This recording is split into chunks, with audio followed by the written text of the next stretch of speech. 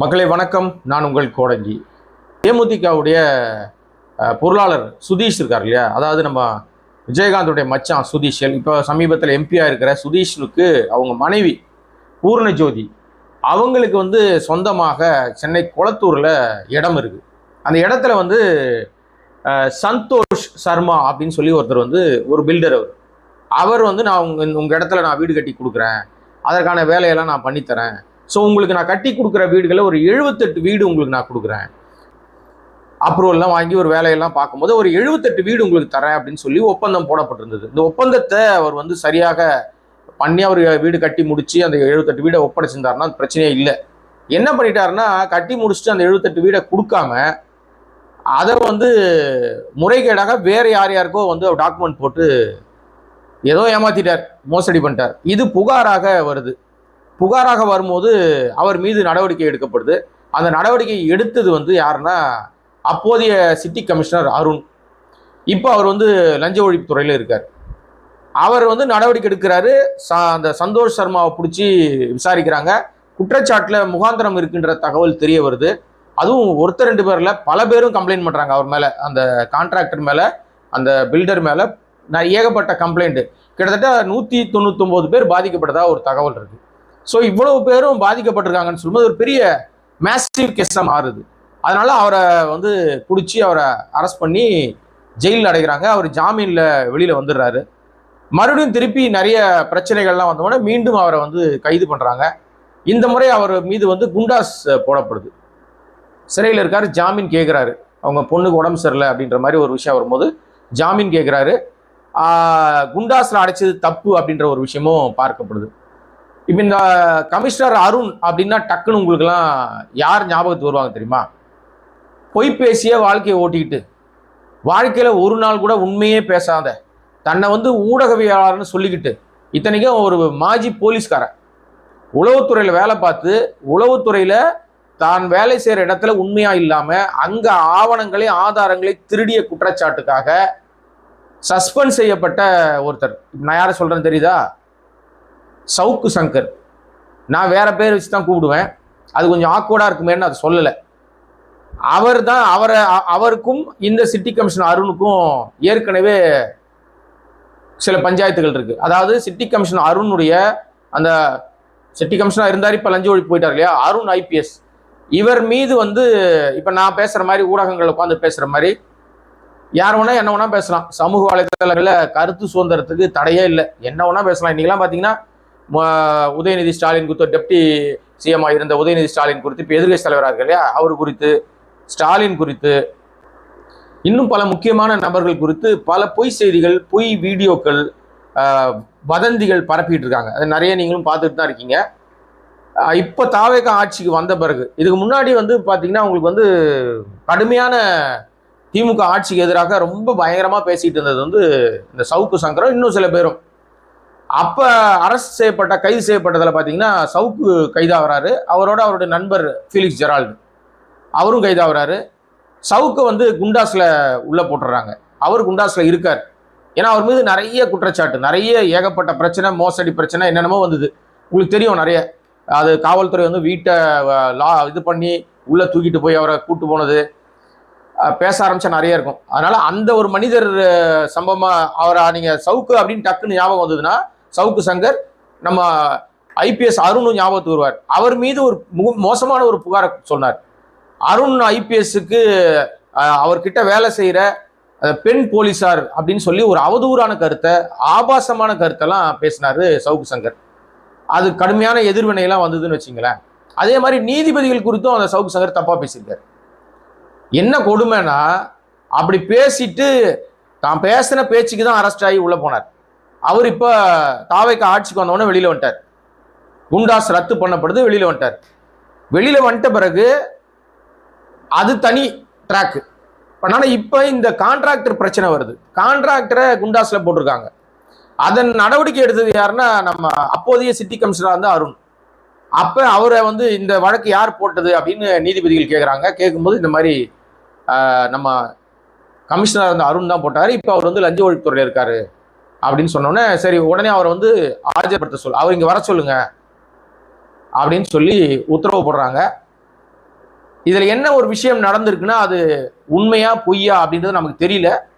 இருந்தாலும் அப்படி ஒரு தகவல் பரவுது. என்னன்னா, லஞ்ச ஒழிப்பு துறையில அவர் வந்து இப்ப பொறுப்புக்கு போயிருக்காரு இல்லையா, இந்த சம்மனை வந்து இப்ப அவர் ஆஜர்படுத்தக்கூடிய சம்மன் கொண்டு போய் சர்வ் பண்ண போன அந்த அதிகாரிகளை அவர் காக்க வைத்து விட்டார். ரொம்ப நேரமா அவர் உட்கார வச்சுட்டாரு. அதன் பின்னாடி தான் அதை வாங்கிட்டு அவர் வந்து கோர்ட்டுக்கு வந்தாரு அப்படின்ற தகவல் பரவி இருக்கு. இப்போ இவர் வந்துட்டாரு நீதிபதிகள் முன்னாடி. அவர் வந்து நின்று, உங்களை எதுக்கு வர சொன்னோம் தெரியுமா அப்படின்னு உடனே, சரி உங்க கருத்தை சொல்லுங்க அப்படின்னு கேட்டிருக்காங்க. இப்போ அருண் வந்து அவருடைய கருத்தாக என்ன சொன்னார்ன்றதான் இன்னைக்கு ஹைலைட்டே. என்ன பேசியிருக்காருன்னு. இப்போ யூஸ்வலா பார்த்தீங்கன்னா இந்த மாதிரி காவல் அதிகாரிகளை வந்து நீதிமன்றத்தை கூப்பிட்றாங்கன்னு வச்சுங்களேன், அவங்க வந்தாங்கன்னா நீதிபதிகள் என்ன சொல்றாங்களோ அதை கேட்டுட்டு, பெரும்பாலும் இவங்க வந்து நீதிபதிகள் சொல்ற விஷயத்துக்குள்ள கிராஸ் பண்ணி பெருசா பேச மாட்டாங்க.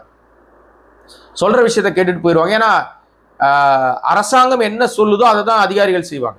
இப்போ அதிகாரிகள் மேல நம்ம வந்து எந்த குறைகள் நம்ம சொன்ன போனாலும், அந்த அதிகாரிகள் அவங்களா முடிவெடுத்து செய்யறாங்களா அப்படின்னா நிச்சயமா அதை நீங்க அடிநாதம் வரைக்கும் தேடி பார்த்தீங்கன்னா அது அதிகாரிகள் செய்யற விஷயத்துல பெரும்பகுதி கிட்டத்தட்ட ஒரு 90% 95% வந்து அரசாங்கம் என்ன சொல்லுதோ அதுதான் அதிகாரிகளோட வேலை. அது காவல்துறை அதிகாரியா இருக்கலாம், அல்லனா அரசாங்கத்தில் இருக்க மற்ற எந்த துறை அதிகாரி, ஐபிஎஸ்ஆ இருக்கலாம், ஐஏஎஸ்ஆ இருக்கலாம், ஐஎஃப்எஸ்ஆ இருக்கலாம், ஐஆர்எஸ்ஆ இருக்கலாம், யாரா இருந்தாலும் ஆட்சியாளர்கள் சொல்ற விஷயத்த தான் செய்வாங்க. ஒரு சிலர் அவங்களுக்கு தோன்ற விஷயத்த செய்வாங்க, நியாயம்னு பட்டா சில விஷயத்த செய்வாங்க, தவறு செய்யறவங்க மாட்டிப்பாங்க. இதுல எந்த மாற்று கருத்து கிடையாது. இப்போ இவர் மீது வைக்கப்பட்ட விஷயம் என்னன்னா, இவர் குண்டாஸ் வந்து வேணும்னே போட்டாரு அப்படின்னு தான் ஒரு பிரச்சனை. அதுக்கு தான் அவர் வந்து நீதிமன்றத்துக்கு வர சொன்னாங்க. நீதிமன்றத்தில் வந்த பிறகு அவர் வந்து நீதிபதி கிட்ட என்ன பேசியிருக்காரு அப்படின்றது தான் இன்னைக்கு பெரிய விஷயமாக பார்க்கப்படுது. அவர் என்ன சொல்லியிருக்காரு அப்படின்னா, சார் 199 பேர் வந்து பாதிக்கப்பட்டிருக்காங்க, அதுவும் வந்து பொதுமக்கள்கிட்ட போலி கையெழுத்து போட்டு பல கோடி ரூபாயை மோசடி பண்ணியிருக்காரு இந்த சம்பந்தப்பட்ட பாதிக்கப்பட்டவர். அதனால அவங்க எல்லாருமே போராட்டத்தில் இறங்கினாங்க. ஒரு பெரிய பிரச்சனை, எல்லண்டோ பிரச்சனை வர அளவுக்கு பெரும் போராட்டம் செய்யக்கூடிய சூழ்நிலை உருவாச்சு. அந்த அடிப்படையில் எனக்கு வந்த புகார்களின் அடிப்படையில் தான் அவர் மீது நடவடிக்கை எடுக்கப்பட்டுச்சு.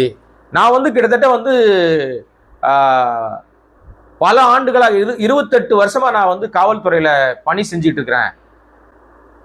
என் மீது இதுவரைக்கும் எந்த விதமான ரிமார்க் எதுவுமே கிடையாது. நான் என்னுடைய ட்ராக் ரெக்கார்டை வாங்கி பாருங்க, ஒரு ரிமார்க் கூட என் மீது கிடையாதுன்னு நீதிமன்றத்தில் ஓப்பன் ஸ்டேட்மெண்ட்டா பேசியிருக்காரு அருண்னு தகவல் சொல்றாங்க.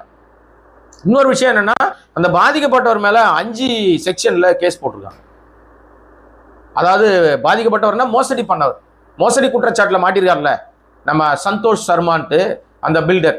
ஆக்சுவலா அவர் பண்ணது அயோக்கியத்தனம், ஏமாத்து வேலை. இப்போ ஒருத்தருக்கு சொந்தமான இடத்துல நான் வந்து பில்டிங் கட்டி கொடுக்குறேன்னு சொல்லிட்டு இடத்த வாங்கிட்டு பில்டிங் கட்டிட்டு அதுல உங்களுக்கு குறிப்பிட்ட பிளாட்ஸை நான் உங்களுக்கு ஒப்படைக்கிறேன், இத்தனை வீடு உங்களுக்கு கொடுக்குறேன்னு சொன்ன பிறகு அதையும் தராமல் ஏமாத்தி அதை பல பேர்கிட்ட டாக்குமெண்ட் போட்டு வித்துட்டு கோடிகளை சுருட்டிட்டு அப்புறம் அவனை கொஞ்சமா முடியும். நம்ம சட்டம் அது சரியா தானே செய்யணும். இப்போ வந்து இது வந்து ஒரு பிரபல அரசியல்வாதியோட குடும்பம். அங்க போய் நீங்க வந்து பொய்யான ஒரு விஷயத்தை போய் அவங்க கொண்டு வருவாங்களா? அதுல உண்மையிலேயே இந்த சந்தோஷ் சர்மா நேர்மையாளர்னே வச்சுப்போம், ரொம்ப நல்லவர்னு கூட வச்சுப்போமே. அப்ப நல்லவரா இருந்தாருன்னா அவர் மீது குற்றம் சாட்டுற சுதீஷ் மேல தானே கம்ப்ளைண்ட் ஆகும், சுதீஷுடைய மனைவி மேல தானே கம்ப்ளைண்ட் ஆகும். அப்ப அவங்க பாதிக்கப்பட்டவர்களா இருக்கிறதுனால தான் எங்களை ஏமாத்திட்டார் இந்த பில்டர்னு சொல்லி தான் அவங்க வந்து புகாருக்கே வராங்க. அப்போ ஆவணங்களின் அடிப்படையில் தான் இது வந்து ரெக்கார்டுங்க. இது வந்து நீங்க இடம் யாருக்கு சொந்தம், அவங்களுக்கு சொந்தம், இடம் என்ன அக்ரிமெண்ட் போட்டிருப்பாங்க, இது எல்லாத்தையும் விசாரிச்சு தானே நடவடிக்கை எடுத்திருப்பாங்க. எந்த ஒரு அதிகாரியா இருந்தாலும், காவல்துறையில இருக்கிற எந்த ஒரு அதிகாரியா இருந்தாலும் முதல்ல இந்த மாதிரி குற்றச்சாட்டுகள்ல வந்து ஆவணங்கள் அடிப்படையில் தான் விசாரிப்பாங்க. இந்த மாதிரி லேண்ட் கிராப்பிங் விஷயம் வருது, இல்ல இந்த மாதிரி வீடு ஏமாத்துறானுங்க, கட்டித்தரன்னு பில்டர் ஏமாத்துறானுங்கன்னா ஏராளமான பிரச்சனை வருது. கடைசியில பாத்தீங்கன்னா பில்டர் மேல தப்பு இருக்கிறத மறைக்கிறதுக்காக பின்வாசல் வழியா ஏதாவது வேலை பார்ப்பாங்கன்னு பார்ப்பாங்க. ஆனா ரொம்ப காலத்துக்கு அதை தள்ள முடியாது.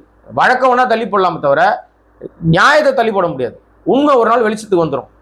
உதாரணத்துக்கு சொல்லணும்னா, வடபழனி சாலி கிராமத்துல சொந்த பெரிய அபார்ட்மெண்டா இருந்துச்சு, பெரிய பில்டிங், அது ஏராளமான வீடுகள், அது ஒரு வீடோட மதிப்பே கோடிகள்ல தான். அது கட்டி கொஞ்ச நாள்லயே பாத்தீங்கன்னா எல்லா இடங்களும் விரிசல் விட்டுருச்சு, பெரிய பிரச்சனை ஆயிடுச்சு. எப்போ வேணாலும் வீடு இடிஞ்சு விழுந்துரும் அப்படின்ற மாதிரி ஒரு ஸ்டேஜ் வந்தவொடனே சொல்லி சொல்லி பார்த்தாங்க. அந்த நிறுவனம் வந்து கண்டுக்கவே இல்லை. அப்புறம் அவங்க என்ன பண்ணாங்க, நேராக நீதிமன்றத்தை நாடினாங்க. கடைசியில் இன்ஸ்பெக்ட் பண்ணி இப்போ அந்த இடம் தரைமட்டமாக்கப்பட்டிருக்கு. கட்டி கொஞ்ச நாள்லயே அவ்வளவு பெரிய அப்பார்ட்மெண்ட், கிட்டத்தட்ட அது எப்படியும் ஒரு 600-700 வீடு இருக்கும், அவ்வளவும் இடிச்சு தரமட்டமாக்கிட்டு புதுசா வீடு கட்டி கொடுக்க சொல்லிட்டாங்க. அப்ப நீங்க ரொம்ப காலத்துக்கு ஏமாற்ற முடியாது பில்டர்ஸ். இன்னைக்கெல்லாம் ரொம்ப தெளிவாக இருக்கிறது. அனாவசியமா அதிகாரிகளை குறை சொல்லிட்டு பேசுறதுல எந்த யூஸும் கிடையாது. இப்ப அருண் மீது இந்த சொல்லப்பட்ட அந்த குற்றச்சாட்டுல அவர் நீதிமன்றத்தில் வந்து என் மேல எந்த விதமான ரெக்கார்டு ரீதியா நான் எந்த தப்பும் பண்ணலங்க, நீங்க வந்து நீதிபதி நீங்க கேட்டா என்னுடைய ரெக்கார்டை நீங்க வாங்கி பார்க்க முடியும், என் ட்ராக் ரெக்கார்ட்ல நான் ஒரு தவறு செய்ததாக சொன்னா கூட நீங்க என்ன சொன்னாலும் நான் வந்து அக்செப்ட் பண்ணிக்கிறேன், இவர் தவறு செய்திருக்கிறார் என்பதனால் நடவடிக்கை எடுத்தேன்,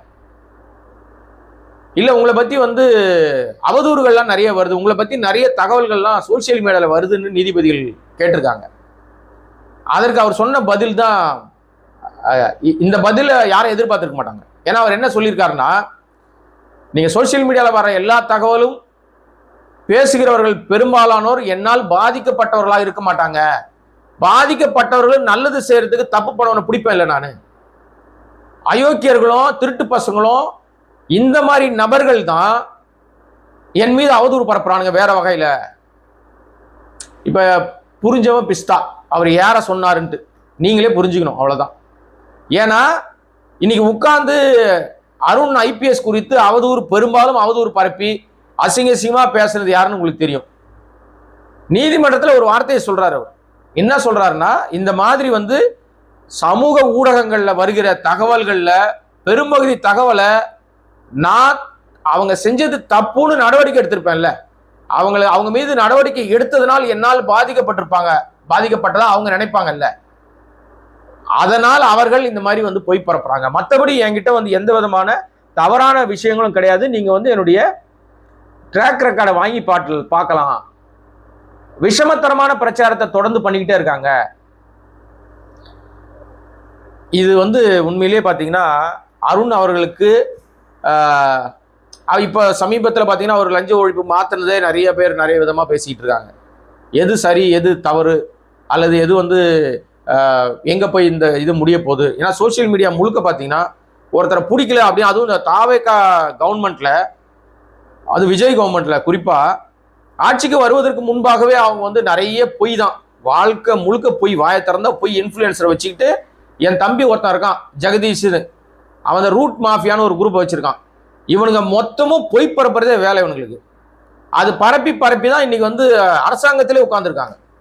இன்னைக்கு முதலமைச்சர் விஜய் வந்து டெல்லிக்கு போறாருன்னா கூட பின்னாடியே வந்து போகக்கூடிய வல்லமை படைத்ததா என் தம்பி தான் இருக்கான் ஜெகதீஷ். அவன் தான் அந்த ரூட் மாஃபியாவுடைய ஓனர். இன்னைக்கு பாருங்க சில இன்ஸ்டால எல்லாம் பார்த்தீங்கன்னா நிறைய வீடியோஸ் வந்து ஃபேக் வீடியோஸ் வதந்தி பரப்பி திரிகிறானுங்க. இப்போ வந்து அவங்க மேல நடவடிக்கை எடுக்கப்படும்னு எச்சரிக்கை விட்ட பிறகு கொஞ்சம் அப்படியே பம்மி பதுங்குறானுங்க. எதுக்காக அதை சொல்ல வரேன்னா, அது மாதிரி நிறைய சம்பவங்கள்ல பொய் பரப்பி ஆட்சி அதிகாரத்தை பிடிச்சிருக்கிற ஒரு அரசாங்கத்துக்கிட்ட இதெல்லாம் நீங்க பண்றது தப்பு அப்படின்னு எந்த இன்ஃப்ளூயன்சர்கிட்ட சொன்னாலும் எவனும் கேட்க மாட்டான், இன்னும் அதிகமாக போய் பரப்புவான். ஏதாவது ரீல்ஸ் ஆட்சியாக தானே இருக்கு இப்போ இது.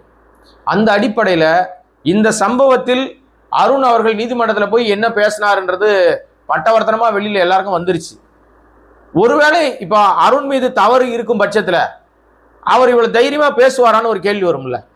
இப்ப அவர் வந்து நிஜமாவே யாருக்கு சாதகமாகவோ ஒரு வேலை பார்த்துட்டார் அவர் அப்படின்னா, நீதிமன்றத்தில் போய் அவர் பேசுறதுக்கான அந்த துணி வந்து வராது, இவ்வளவு விஷயங்களை பேச முடியாது, நீதிமன்றம் எல்லாத்தையும் எடுத்துக்காது.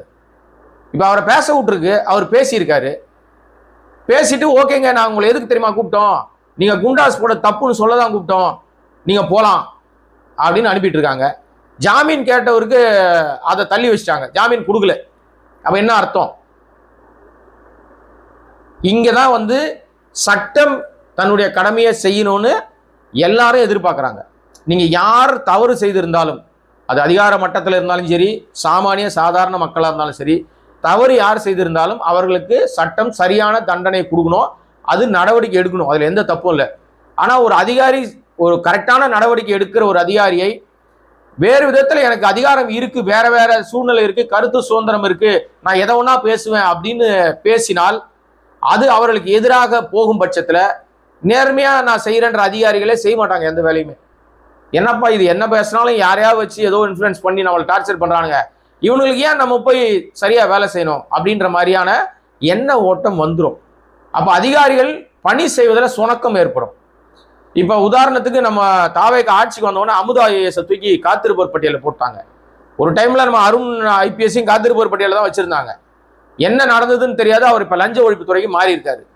அமுதா ஐஏஎஸ்னு ஒருத்தவங்க இருக்காங்க. அவங்க பணி காலத்துல ரொம்ப நேர்மையா தான் இருந்தாங்க. அவங்கள இப்ப காத்திருப்போர் பட்டியலில் ஏன் வச்சிருக்காங்கன்னு தெரியாது. இது மாதிரி சரியான நபர்களை நீங்க தவறாக பயன்படுத்தினா ஆட்சியாளர்களுக்கு தான் கெட்ட பேர் வரும். என்ன நடக்க போகுது அப்படின்றத பொறுத்திருந்து பார்ப்போம். நீதிமன்றம் என்பது ஒவ்வொரு மனிதனுடைய கடைசி நம்பிக்கை. அவர் இன்னொன்று சொல்லும்போது சொன்னார், இந்த கடைசி நம்பிக்கைன்னு சொல்லும் போது ஞாபகத்துக்கு வருது. என்ன சொன்னார்னா, சமூக வலைதளங்கள் யாரோன்னா பேசிடுறாங்க, பொதுமக்களுக்கு கருத்து சுதந்திரம்ன்ற பேர்ல இது என்ன வேணா பேசுறாங்க, ஆனா இவர்கள் எல்லாம் அயோக்கியர்களும் தவறானவர்களும் விஷம பிரச்சாரம் பண்ணுவது கருத்து சுதந்திரம்னு சொல்றாங்க. இது பண்றதெல்லாம் தப்புங்க, நாங்க இந்த மாதிரி நடவடிக்கை எடுத்திருக்கோம், அதனால இவங்க இப்படி பேசுறாங்கன்னு நாங்க போய் யார்கிட்டையும் முறையிடுவதற்கு எங்களுக்கு அமைப்புகள் இல்லை. யூஸ்வலா நீங்க போலீஸ்க்கு அமைப்பே கிடையாது. நீங்க ஐஏஎஸ் கூட அமைப்பு இருக்கு, பட் ஆனா போலீஸ் கிடையாது. அவங்க சொன்னாங்க, நான் எங்களுக்கு அமைப்பே கிடையாது, நாங்க போய் யாருக்கிட்ட எங்களுடைய குறைகளை முறையிட முடியும். அவதூறு பரப்புறாங்க, பட்டவர்த்தனமா டைட்டா கார்னர் பண்ணி எங்களை அட்டாக் பண்றாங்க, மோசமான குடும்பத்தை இழுத்து கேவலப்படுத்துறாங்க. அப்படி ஒரு சூழ்நிலை வந்தா கூட எங்களால எதுவுமே போய் வெளியே சொல்ல முடியாதுன்றது தான் அவருடைய அந்த சாராம்சத்தினுடைய விளைவா நான் பாக்குறேன். ஏன்னா இன்னைக்கு காவல்துறை அதிகாரிகளை 2 விஷயத்துல சிக்க வைப்பாங்க. ஒண்ணு லஞ்ச புகார்ல சிக்க வைப்பாங்க, அப்படி இல்லைன்னா பொம்பளை விஷயத்துல சிக்க வைப்பாங்க. இந்த 2 விஷயத்தையுமே ஈஸியா அவங்க மேல சார்ஜ் பண்ணிடலாம். ஆனால் அது உண்மையா பொய்யா அப்படின்னு அவங்க கண்டுபிடிச்சு அது உண்மை அப்படின்னு அவங்க ப்ரூவ் பண்ணி, அல்லது சொன்னது பொய்ன்னு ப்ரூவ் பண்ணி அவங்க வெளியே வரதுக்குள்ள அவ்வளவு பெரிய மன உளைச்சல் காலாவாங்க. நான் அருண் ஐபிஎஸ் மட்டும் சொல்லல, பெரும்பாலான நேர்மையான காவல் அதிகாரிகள்ல இந்த சம்பவம் நிறைய நடக்குது. அதனால அவங்களே சுணக்கமாயிடுறாங்க. சரியா நம்ம வேலை செய்யணும்னு நினைச்சா கூட எவனோ மோசமான நபர்கள் தப்பா உட்கார்ந்துக்கிட்டு சோசியல் மீடியால பேச போய் நமக்கு ஏன் இந்த வேலை, இருக்கிற இடம் தெரியாம சூதானமா இருந்துட்டு போயிடணும். ஏன்னா கரெக்டா என்ன பண்ணுவாங்கன்னா, இந்த ஆட்சியாளர்கள்ட்ட கெட்ட பழக்கம் என்னன்னா, அவங்க ஏவி விடுவாங்க, ஏவல் ஆட்களா காவல்துறை ஏவி விடுவாங்க. ஏவி விட்டு கடைசியில் என்ன பண்ணுவாங்க தெரியுமா, அவங்கள கடைசியில் ரிட்டையர்ட் ஸ்டேஜில் நாளைக்கு ரிட்டையர்ட் ஆக போறாரு, ஓய்வு பெறக்கூடிய முதல் நாளில் அவங்களுடைய பணப்பயன் எல்லாத்தையும் ஸ்டாப் பண்ணி வச்சிருவாங்க. அதுக்கப்புறம் அவங்க போராடி அதெல்லாம் பெறுவதற்கு பெரும் பாடம் ஆயிரும்.